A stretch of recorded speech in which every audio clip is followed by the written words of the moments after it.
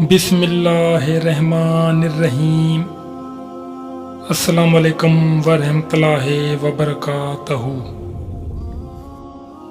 ولیوں کے ولی کا ایک واقعہ سناتے ہیں آپ کو۔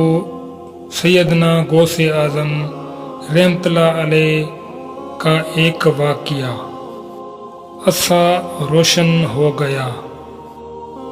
حضرت شیخ عبد الملک زیال رحمۃ اللہ علیہ سے منقول ہے کہ میں ایک مرتبہ حضور سیدنا غوث اعظم رحمۃ اللہ علیہ کے مدرسہ میں کھڑا تھا۔ آپ رحمۃ اللہ علیہ اپنی دولت خانے سے نکلے اور آپ رحمۃ اللہ علیہ کے ہاتھ مبارک میں عصا تھا۔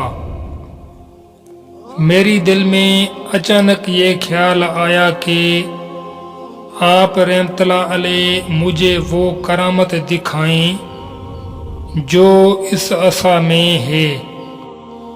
آپ رحمۃ اللہ علیہ نے میری دلی کیفیت کو بھانپ لیا اور مسکراتے ہوئے اپنے عصا کو زمین پر گاڑ دیا۔ آپ رحمۃ اللہ علیہ کا عصا کو زمین پر گاڑنا تھا کہ وہ روشن ہو گیا اور اس کی روشنی آسمان تک پھیل رہی تھی۔